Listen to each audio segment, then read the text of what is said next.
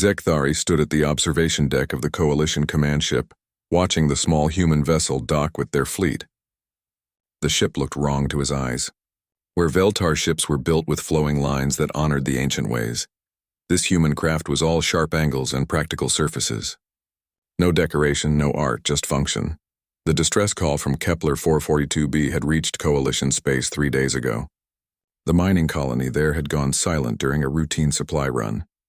Long-range scans showed HFY signatures all over the planet. Everyone knew what that meant. The insect raiders never left survivors.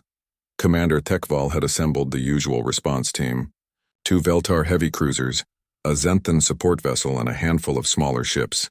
Standard procedure called for 3 days of orbital bombardment to soften enemy positions, then ground assault to secure what remained. Then the humans had volunteered. Zekthari remembered the meeting where Captain Jake Morrison had presented their offer. The human was shorter than most Veltar, with brown hair and calm eyes that seemed to see everything. He spoke quietly, without the grand gestures that marked proper military bearing. "We can have a squad ready in 6 hours," Morrison had said. 12 Marines, full equipment, ready for immediate deployment. The Zenthan delegate had clicked his mandibles in what passed for laughter among his kind. Immediate deployment? Young species, you do not understand HFY tactics. They dig in fast. They use captured civilians as shields. This requires careful planning. Morrison had nodded politely. We understand the situation. We also understand that every hour we wait means more colonists die. The HFY are still in their looting phase. They haven't fortified yet. If we hit them now, while they're scattered and focused on plunder, we can end this quickly. Zekthari had studied the human's face during this exchange. No boasting, no warrior's pride, just simple confidence. It was unusual. Veltar warriors spoke of honor and glory. Zenthan soldiers discussed tactical advantages and strategic positions. This human talked about the mission like it was a job to be done. Your species has been part of the Coalition for less than 5 cycles, Commander Tekval had said. You have no experience with HFY combat doctrine. Perhaps it would be better to observe this operation and learn. Perhaps, Morrison had agreed. But those miners don't have time for us to learn. They need help now. The meeting had ended with a compromise. The humans could join the operation, but they would follow Coalition protocols. Standard orbital bombardment, then coordinated ground assault. The human captain had accepted this with the same quiet confidence he'd shown throughout the discussion. Now, 3 days later, Zekthari watched the human Marines transfer to the assault ships. They looked so ordinary. No ritual armor like the Veltar wore into battle. No ceremonial weapons passed down through generations. Just practical gear in earth-tone colors. He'd been assigned to accompany the human squad as a liaison officer. His commander had called it an honor, a chance to evaluate the newcomer's combat potential. Zekthari suspected it was more of a test. See how the untested humans performed under pressure. See if they could follow orders when real fighting started. The humans gathered in the transport bay, checking their equipment with methodical care. Zekthari approached their group, noting how they moved. No nervous energy, no pre-battle rituals. They worked in silence, each focused on their own preparations. Sergeant Linda Hayes, the squad leader, introduced herself. She was a woman with short blonde hair and steady hands. You must be our Coalition observer. I am Zekthari of the Veltar 3rd Battle Group, he replied, offering the traditional warrior's salute. I am honored to fight beside you. Hayes returned what he assumed was a human gesture of respect, a brief nod. We're honored to have you with us. Fair warning, though. We might do things differently than you're used to. Different how? A younger Marine, Corporal Pete Rodriguez, looked up from cleaning his weapon. We don't really do the whole honor and glory thing. We just finish the job and go home. Another Marine, Private Amy Turner, was working on some kind of communication device. She'd apparently modified it with spare parts and what looked like food packaging. The Coalition briefing said standard doctrine is 3 days of bombardment first. Is that really necessary? Zekthari felt a flicker of irritation. These humans seemed to question everything. Standard doctrine exists for good reasons. The HFY are dangerous opponents. They've been raiding settled worlds for generations. Caution saves lives. So does speed, Sergeant Hayes said. Every hour we spend bombarding the surface is another hour the HFY have to kill hostages and dig in deeper. If we go in fast and hard, we can end this before it becomes a siege. Your species has fought the HFY before? No, Hayes admitted. But we've fought enemies who use human shields. We've dealt with hostage situations. The principles are the same. The transport shuddered as it detached from the command ship. Through the viewports, Zekthari could see Kepler 442b growing larger. It was a brown and gray world, mostly desert with scattered mining installations. Somewhere down there, Hyverak raiders were doing what they did best, killing anything that moved. "Tell me about your battle experience," he said to Hayes. "What wars has your species fought?" The humans exchanged glances. Something passed between them, a shared understanding that Zekthari couldn't quite read. "We've fought a lot of wars," Hayes said finally, "mostly against each other until recently. Turns out we're pretty good at it." Against each other? This was news to Zekthari. "Your own species?" "For most of our history, yeah. Humans fought humans over territory, resources, ideas, religion, sometimes just because we didn't like each other." Rodriguez's voice was matter-of-fact, as if discussing the weather. "Only stopped when we realized there were bigger threats out here." This information troubled Zekthari. Species that fought among themselves rarely developed proper warrior traditions. Without honor codes and ritual combat, how did they maintain discipline? How did they know when to show mercy? The transport began its descent toward the planet's surface. In a few hours, they would drop into hostile territory alongside warriors who had learned their craft fighting their own kind. Zekthari wondered what kind of soldiers such a background would create. He was about to find out. The drop pod screamed through Kepler 442b's atmosphere like falling stars. Zekthari gripped the safety restraints as his pod bucked and rolled in the turbulent air. Outside, lightning split the dark sky and thunder shook the small craft. The storm hadn't been in the weather reports. His pod slammed into the rocky ground with enough force to rattle his teeth. Emergency systems hissed as they equalized pressure and checked for breaches. According to his display, he'd landed 3 kilometers from the planned insertion point. The storm had scattered their entire force across the desert. Zekthari activated his communications array and heard chaos. Squad leaders calling for their people, pilots reporting equipment failures. The careful coordination of their assault had vanished in minutes of atmospheric turbulence. He popped the pod's hatch and stepped into driving rain. Wind howled across the barren landscape, carrying grit that stung exposed skin. Lightning revealed a hellish landscape of rock formations and mining equipment, scattered like abandoned toys. Movement to his left made him spin, weapon ready. 3 figures emerged from another crashed pod, moving with purpose despite the storm. Even through the rain and darkness, Zekthari recognized the practical gear of human marines. "Coalition observer?" Sergeant Hayes called out, raising her voice over the wind. "Good to see you made it down in one piece." Zekthari jogged over to their position. The humans were already checking equipment and establishing a perimeter. No wasted motion, no panic despite being scattered far from their intended landing zone. "Status report?" he asked. "Could be better," Hayes replied. "We've got 3 confirmed landings in this area." Rodriguez took a hard hit on the way down. His shoulder's out of joint, but he's functional. Turner's communication array got fried, but she's working on repairs.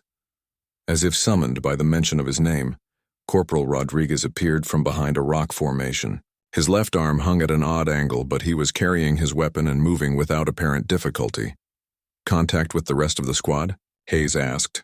"Negative. Storm's playing hell with communications," Rodriguez reported. Then, without ceremony, he backed up against a rock outcropping and slammed his shoulder against it. There was a wet pop and a grunt of pain. He rolled the arm experimentally, nodded in satisfaction, and continued his report. "But I saw other pods come down to the east. Probably 2 clicks out." Zekthari stared. The human had just reset his own dislocated shoulder like it was a minor inconvenience. No medical attention, no pain medication, just a quick fix and back to business. "Turner, how's that comm array coming?" Hayes called. Private Amy Turner looked up from a tangle of wires and salvaged components. She'd torn apart her emergency rations and was using the metallic packaging as some kind of antenna booster. "Give me 5 more minutes. This is jury-rigged as hell, but it should work. Standard protocol would be to establish a rally point and wait for the main force to regroup," Zekthari said. "Coalition doctrine would cost us hours we don't have," Hayes interrupted. "Every minute we sit here is another minute the Hyverak have to organize their defenses. We need to move now, while they're still focused on looting instead of security. With 3 Marines and improvised communications, with whatever we've got." Hayes studied a handheld scanner showing the local terrain. The main colony complex is 12 kilometers southwest. If we move fast, we can reach the outer perimeter before dawn. Private Turner's improvised communicator crackled to life. Voices emerged from the static. Other coalition forces reporting their positions, requesting orders, trying to re-establish coordination. "This is Sergeant Hayes. Human squad," she broadcast. "We're 3 clicks northeast of target zone, moving to establish reconnaissance positions. Any other forces in the area, please respond." The reply came from an unexpected source. Staff Sergeant Ryan Cole's voice cut through the static with military precision. "Hayes, this is Cole. We've got 5 Marines operational plus 2 Veltar warriors. We're positioned 4 clicks due east of the main complex." "Outstanding. What's your assessment of the target?" "Hyverak have fortified the main mining facility. At least 40 raiders, maybe more. They're using the captured miners as human shields, keeping them visible in the main courtyard. Standard assault would be a bloodbath for the hostages." Zekthari felt his heart sink. This confirmed his worst fears about the operation. The Hyverak had used their extra time to establish defensible positions and insurance against orbital bombardment. A proper siege would take days, maybe weeks. Hayes was quiet for a long moment, studying the scanner readout. "What about the mining tunnels? Do they connect to the main complex?" "Affirmative. But they're too narrow for Veltar forces. Maybe wide enough for humans, but it would be a crawl through pitch-black passages with no backup." "Perfect." Zekthari couldn't hide his shock. "Perfect? You plan to assault a fortified position through cramped tunnels with no support?" "I plan to get those civilians out alive," Hayes replied. "Cole, how many access points to the tunnel system?" 3 that I can see. Northern approach has the best concealment, but it's also the furthest from the hostage area." "We'll take it. Rodriguez, Turner, you 2 are with me. We go in quiet, establish positions inside the complex, then coordinate with Cole's team for the main assault." Rodriguez nodded and began checking his weapon with practiced ease. Turner packed up her improvised communication gear, securing it with strips torn from her equipment harness. "This is madness," Zekthari protested. "Coalition doctrine requires numerical superiority before attempting close-quarters combat. You're talking about 3 Marines against 40 raiders. Coalition doctrine assumes all forces are created equal," Hayes said. "They're not." She turned to face him directly. In the lightning-split darkness, her expression was calm and focused. No fear, no doubt, just quiet determination. "Look, we appreciate Coalition support and we respect Coalition tactics. But right now, we've got civilians dying and enemies getting stronger every hour we wait. We can discuss proper procedure after we save those people. Then I'm coming with you." Hayes studied him for a moment. "It's going to be tight quarters, dark. No room for traditional weapons or armor. You sure about this?" Zekthari thought about the miners trapped in that complex. Civilians who had done nothing more than work hard and try to make a living on this harsh world. The Veltar Code demanded protection of the innocent above all else. "I am sure." "All right then." Hayes shouldered her pack and checked her weapon one final time. "Let's go save some people." As they moved across the storm-lashed landscape toward the colony, Zekthari couldn't shake the feeling that he was about to witness something unprecedented. These humans approached warfare differently than any species he'd known. No ritual, no ceremony, just grim purpose and absolute focus. He wondered what kind of soldiers they would prove to be when the real fighting started. The mining tunnels were worse than Zekthari had imagined. Built for automated equipment and the occasional maintenance worker, they barely provided enough space for a human to crawl, let alone a Veltar warrior. He had to remove most of his gear just to fit, following the humans through passages so dark that his enhanced vision could barely function. Sergeant Hayes led the way, moving through the tunnels like she'd been born underground. Behind her, Rodriguez and Turner followed with the same quiet confidence. They communicated through hand signals that Zekthari couldn't read, trusting each other completely in the suffocating darkness. What disturbed him most was their silence. Not just the tactical silence of avoiding enemy detection, but something deeper. They moved through these tunnels like predators hunting prey, and their complete focus was terrifying to witness. After 2 hours of crawling through the underground maze, Hayes held up a closed fist. Everyone froze. She pressed her ear to a ventilation grate above them and listened for several long minutes. Then she made a series of quick hand gestures. Turner moved forward with a small toolkit. She worked on the grate's fasteners with movements so careful they made no sound at all. When the grate came free, she lowered it gently to the tunnel floor. Hayes pulled out a fiber optic camera and fed it through the opening. The tiny screen showed a storage room filled with mining equipment. Empty, but light filtered in from somewhere beyond. More hand signals. Rodriguez checked his weapon and ammunition. Turner did something with her improvised communication device. Hayes pulled out what looked like a standard combat knife, but she held it in a way that made Zekthari's skin crawl. They weren't preparing for battle. They were preparing for murder. The realization hit him like a physical blow. These humans weren't planning to fight their way through the complex. They were going to eliminate obstacles silently, one by one, until they reached their objective. Hayes boosted herself through the opening with movements that made no sound. She disappeared into the room above, and for long minutes there was nothing but silence. Then her face appeared at the opening, and she gestured for the others to follow. The storage room led to a corridor lined with doors. Through the walls, they could hear Hyverak voices, the clicking, chittering sounds the insect raiders used for communication. Somewhere in the distance, human voices called out in fear and pain. Hayes moved to the first door and listened. She shook her head, nothing important. The second door got the same treatment. At the third, she paused and made a gesture that Rodriguez seemed to understand perfectly. Rodriguez nodded and took position on one side of the door. Hayes counted down on her fingers. 3, 2, 1. What happened next would haunt Zekthari for the rest of his life. The door opened silently. Rodriguez flowed into the room like liquid shadow. There was a brief sound, not quite a struggle, more like air being released from something. Then Rodriguez emerged, wiping his knife clean on a piece of cloth. No emotion, no hesitation, no acknowledgement that he'd just ended a life. He simply cleaned his weapon and took his position for the next room. Hayes had been right about one thing. They weren't like other coalition forces. Other species fought with honor, with ceremony, with rules about combat and surrender. These humans simply deleted obstacles to their mission. Turner had set up her communication equipment in an alcove. She was monitoring Hyverak communications, translating the clicking sounds into tactical information. Her face showed the same deadly calm as her companions. "Main group is in the central courtyard," she whispered, so quietly Zekthari had to strain to hear.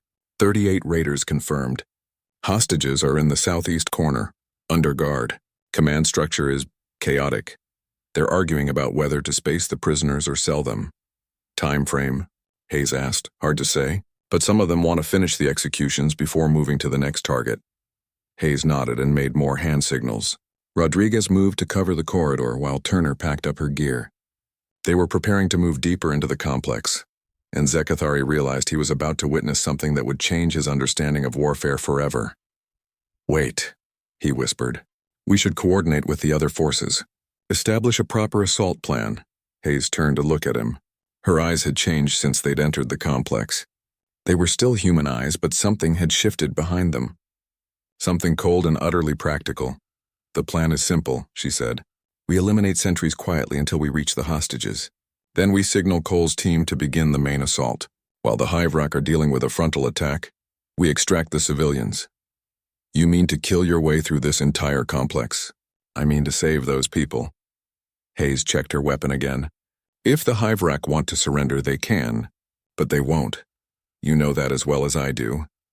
She was right, and that was the most disturbing part. The Hyverak never took prisoners, never showed mercy, never negotiated.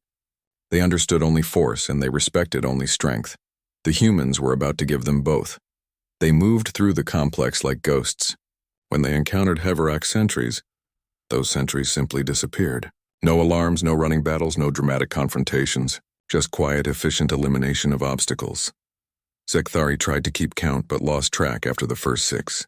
Hayes and Rodriguez worked together with a synchronization that defied belief.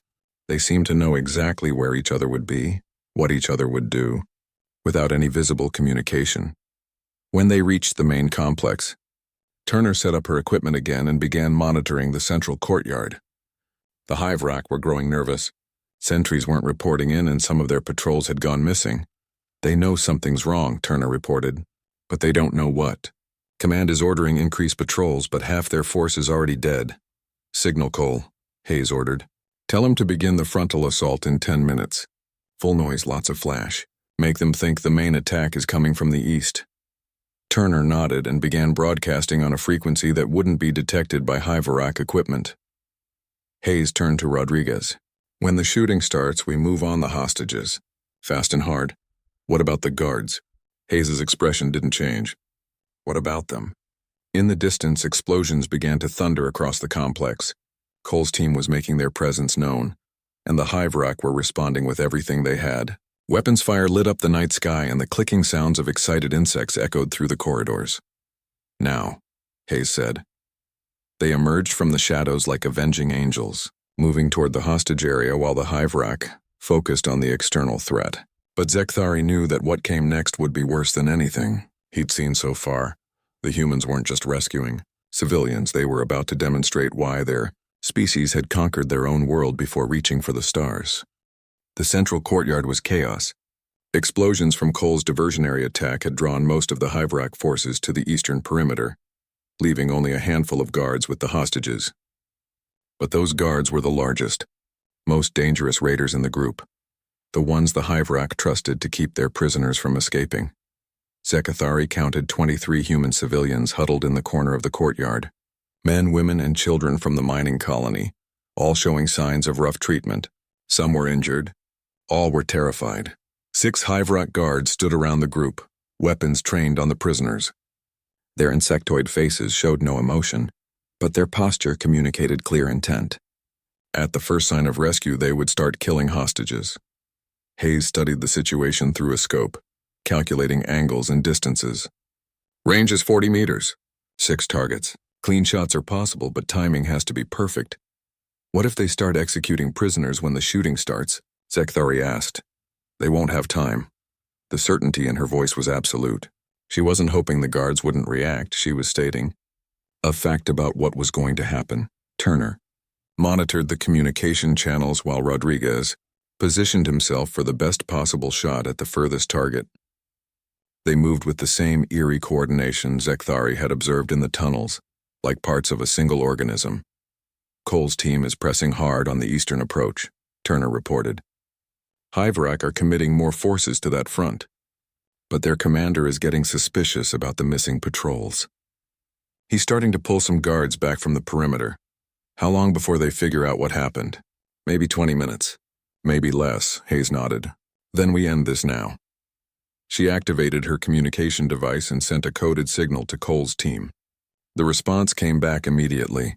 They were ready to provide covering fire when needed. What happened next unfolded with mechanical precision. Hayes gave a silent countdown. At 0, 3 things happened simultaneously. Rodriguez's rifle spoke once, dropping the furthest HFY guard instantly. Hayes engaged 2 targets on the left side of the group with shots so fast they sounded like a single report. Turner, who Zekthari hadn't even realized was armed for combat, eliminated a guard who was turning toward the sound of gunfire. The remaining 2 guards had perhaps a second to react. One began to swing his weapon toward the hostages. The other started to call out an alarm. Neither completed their action. Hayes was already moving, covering the distance to the hostage area in a sprint that seemed to defy physics. Her weapon barked twice more, and the courtyard fell silent except for the distant sounds of battle from the eastern perimeter. 6 HFY guards, dead in less than 3 seconds. No hostage had been harmed. But what disturbed Zekthari wasn't the efficiency of the attack, it was what came after. Hayes immediately transitioned from lethal combatant to gentle rescuer, kneeling beside a wounded child and speaking in soft, reassuring tones. "Hey there, sweetheart. My name's Linda. We're here to take you home." The child, a girl no more than 10 years old, looked up at Hayes with wide eyes. "Are the monsters gone?" "The monsters are gone," Hayes confirmed, helping the child to her feet. "You're safe now." Rodriguez and Turner were already organizing the other hostages, checking for injuries and preparing them for evacuation. Their weapons were slung, their voices calm and professional. They looked like completely different people from the shadows who had just eliminated 6 enemy combatants with surgical precision. "Medical supplies are in the eastern storage area," Rodriguez told a group of adult prisoners. "We'll get everyone patched up before we move." An older man, probably the colony supervisor, stared at the dead HFY guards. "How did you..." I mean, they were right there. They should have had time to... They didn't, Hayes said simply. That's what matters. Turner's communication equipment crackled with an urgent message from Cole's team. Hayes, we've got problems. Main HFY force is pulling back from our position. I think they've figured out something's wrong in the central complex. Understood. How long until they reach us? 10 minutes, maybe 15. Hayes looked around the courtyard, calculating options. 23 civilians, some injured, all traumatized. A 10-minute head start against HFY warriors who knew the terrain and had nothing left to lose. Turner, get on the command frequency. Tell the Coalition fleet we need immediate extraction at the northern landing zone. Northern zone is 12 kilometers from here, through open terrain. Then we better move fast. Zekthari watched the humans organize the evacuation with the same deadly efficiency they'd shown in combat. No wasted motion, no unnecessary discussion. Rodriguez carried the wounded child while helping an injured adult walk. Turner guided a group of colonists toward the nearest exit. Hayes took point, weapon ready, scanning for threats. They moved through the complex like a well-oiled machine, each human knowing exactly what the others would do. When they encountered HFY reinforcements rushing toward the central courtyard, the humans didn't even slow down. Rodriguez would drop his burden, eliminate the threat, and pick up his charges again without breaking stride. Hayes cleared corridors with movement so fluid they looked choreographed. Turner somehow managed to guide civilians while maintaining communication with the extraction team. The most disturbing part was how normal they seemed while doing it. No battle fury, no adrenaline-fueled aggression. They approached combat the same way they approached everything else, as a job that needed to be done. When they reached the complex's outer perimeter, Zekthari could see Coalition dropships approaching from the north. Rescue was minutes away, but between them and safety lay 2 kilometers of open ground, and behind them, the sound of pursuing HFY was getting louder. They're going to catch us before we reach the extraction point, he said. Hayes looked back at the approaching enemy forces, then at the civilians they were protecting. Her expression showed the same calm calculation he'd seen throughout the mission. No, she said. They're not. She activated her communication device and spoke to Cole's team. Ryan, we need you to do something that's going to sound crazy. Crazier than what we've already done? Much crazier. As Hayes explained her plan, Zekthari felt his understanding of human warfare shift again. These weren't just efficient killers. They were tactical innovators who could adapt to any situation, use any advantage, and turn any weakness into strength. The HFY thought they were hunting fleeing prey. They were about to learn what it felt like to be hunted instead. 6 months after Kepler 442b, Zekthari sat in the medical facility on Coalition Station 7, trying to explain to Dr. Velthera why he couldn't sleep. The mission was successful, the therapist noted, reviewing his file. No Coalition casualties. All hostages rescued. The HFY raiding party was completely eliminated. By all accounts, it was a textbook operation. That's the problem, Zekthari said. It was too perfect. He stared out the viewport at the stars beyond, remembering that final hour on Kepler 442b. The extraction should have been impossible.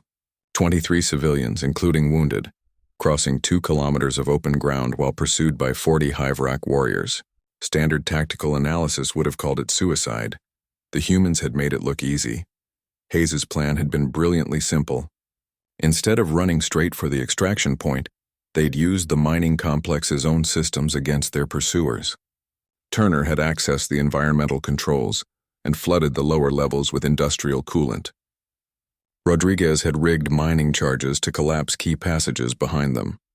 Hayes had turned the facility's communication array into a psychological weapon, broadcasting the sounds of human voices throughout the complex to confuse and disorient the HFY. But what haunted Zekthari wasn't the tactical brilliance. It was how easily the humans had switched between saving lives and taking them. Tell me about the human Marines, Dr. Velthera said. What disturbed you about them? They weren't disturbed. That was the problem.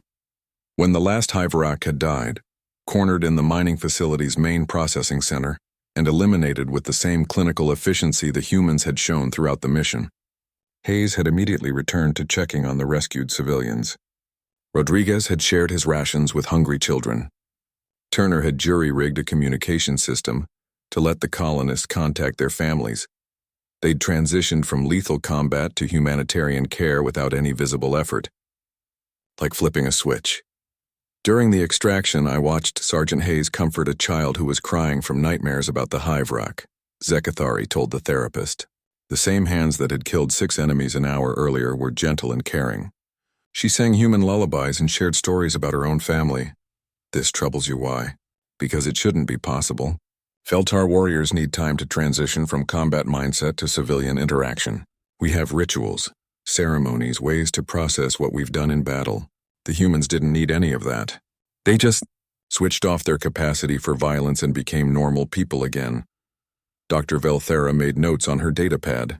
Perhaps their approach to warfare is simply different from ours. Different doesn't begin to describe it. Zekthari remembered the flight back to Coalition space. The human Marines had played card games, shared photos of their families, and told jokes about things he didn't understand. Captain Morrison had discussed his daughter's school performance. Sergeant Hayes had shown pictures of her garden back on Earth. They seemed utterly ordinary. Which made everything worse. I keep having the same dream, Zekthari continued. I'm back in that complex watching Rodriguez eliminate sentries. But in the dream, the faces keep changing. First it's Hiverak raiders, then it's Zenthan pirates, then it's anyone who threatens human interests. And this frightens you? It terrifies me. Not because humans are evil, they're not. They showed incredible compassion for the hostages, real concern for civilian casualties, but they're also capable of turning that compassion off completely when they need to eliminate a threat. The therapist was quiet for several minutes, considering this. You fear their capacity for compartmentalization. I fear their potential. Every other species in the Coalition has limits. Feltar honor codes prevent certain tactics. Zenthan physiology makes them vulnerable to specific countermeasures. Even the Hiverak can be predicted because they always choose the most brutal option. But humans? Humans adapt. They use whatever works. They become whatever the situation requires. When they needed to be silent infiltrators, that's what they were. When they needed to be rescuers, they became that instantly. When they needed to be killers. Zekthari trailed off. You believe this makes them dangerous allies. I believe this makes them the most dangerous species in the galaxy. And the fact that they don't seem to realize it makes them even more dangerous. Dr. Velthara set down her datapad. What do you want to do about this? I don't know. I requested transfer to any duty assignment that doesn't involve human forces. My commander approved it immediately. Apparently, I'm not the first Coalition officer to make such a request. How many others? Every species that's conducted joint operations with human forces has officers requesting reassignment. Not because the humans performed poorly, because they performed too well. Through the viewport, Zekathari could see a human ship docking with the station. Another joint operation, probably. More Coalition forces about to discover what fighting alongside humans really meant. The worst part, he said, is that they're spreading throughout Coalition space now. Human advisory teams, training missions, joint operations. Command loves them because their success rate is perfect and their casualty rates are minimal. But nobody talks about what it does to the other species who fight with them. What does it do? It changes how we see warfare, how we see ourselves. I used to believe the Veltar were the finest warriors in the galaxy. We had honor, tradition, skill passed down through generations. Then I watched 3 human Marines eliminate 40 Hiverak raiders like they were removing debris from a corridor. Dr. Velthera was making more notes. Do you think humans are superior warriors? I think humans aren't warriors at all. They're something else entirely. Warriors fight for glory, honor, conquest. Humans fight for survival. And they do whatever survival requires. That makes them more dangerous than any warrior species could ever be. The session ended with recommendations for continued therapy and possible medication for the persistent nightmares. But Zekathari knew no treatment could erase what he'd learned on Kepler 442b. As he walked through the station's corridors, he passed the docking bay where the human ship was unloading. A group of Coalition officers waited to greet them, probably briefing for another joint operation. They looked eager, professional, confident. They had no idea what they were about to discover. Zekthari could have warned them, could have told them that fighting beside humans would change their understanding of warfare forever, could have explained that some knowledge once gained could never be forgotten. Instead, he walked past in silence. Some lessons had to be learned firsthand. Behind him, he heard familiar voices. American accents discussing tactical requirements and civilian casualties with the same matter-of-fact tone he remembered. New Marines, probably, but they would sound exactly like Hayes and Rodriguez and Turner. They would be just as efficient, just as deadly, and just as utterly human. Somewhere in the galaxy, there were threats that these humans would eventually face. Pirates, raiders, hostile species, unknown dangers lurking in uncharted space. When that happened, those threats would discover what Zekthari had learned in the tunnels beneath Kepler 442b Dihumanity's greatest weapon wasn't their technology or their tactics. It was their ability to become monsters when necessary, then go home and be human again. The thought should have been reassuring. After all, humans were coalition allies now. They were on the same side, but as Zekthari made his way to his new assignment, a quiet posting far from any human forces, he couldn't shake one final, disturbing thought. What happened when humanity decided someone wasn't on their side anymore?